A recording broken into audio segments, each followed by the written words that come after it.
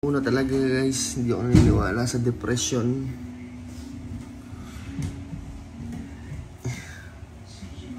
Lagi nagsasabi sa akin si Mami Abo na nadi-depress siya. Pero di ako naniniwala.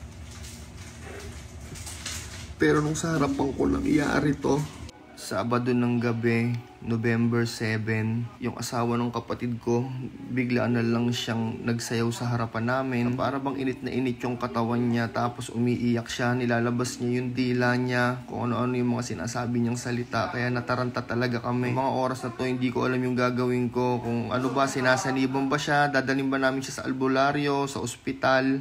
Kakalma siya, tapos maya-maya, ayan na naman, magwa-wild na naman siya.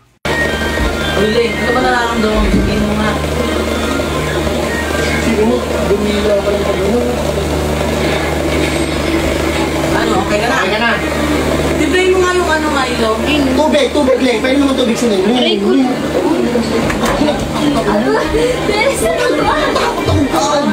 Ano ba yun? Nanginginig yung katawan mo, Leng. Leng, tutulungan ka namin. Nagugutom ka ba? Sabihin mo lang sa amin, tutulungan mo anong nararamdaman mo. Nagugutom, pakainin mo. Nagugutom. Tapos ang dami nga nagsasabi sa amin, nadalhin namin siya sa mga albularyo.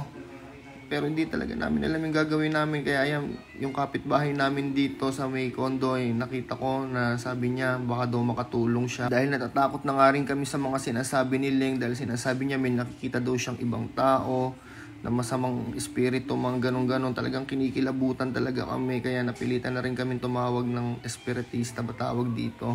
Ayan. Ano mo bang ginagawa sa katawan ng babae? Ha? Ano bang ginagawa mo dyan? Di naman sa'yo yan.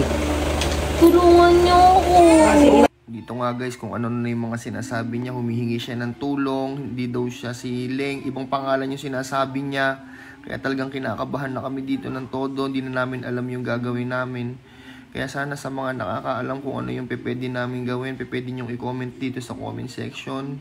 Sa mga nakaranas na nito, tapos kinabukasan nga, medyo normal siya, tas maya-maya 10 minutes, magiging ayan na naman.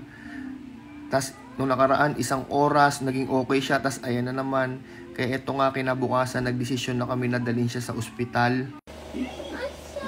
Leng, Asawa mo kukunin ko na yung kotse, alis na tayo ha. Opo. Asawa. O sige na, asawa. Asawa Sige, mo yun, no? Kukunin niya yung bye-bye, kotse. kukunin ko na yung kotse.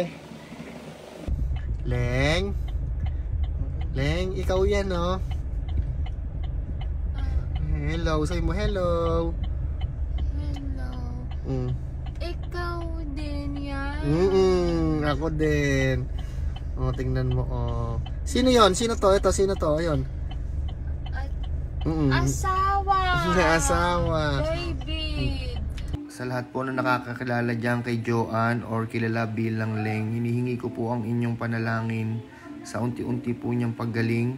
Dito po ay dadalhin na po namin siya sa ospital at naghahanap po kami ng psychiatrist na pwedeng tumingin sa kanya kung ano bang pwedeng gawin. Payo ko lang po sa mga asawa nyo na bagong panganak, ingatan nyo po at mahalin nyo po sila. Huwag nyo po silang bigyan ng problema na talagang dadamdamin nila. Hahan nyo po kami sa mga susunod na video sa unti-unting paggaling niya. Maraming salamat po.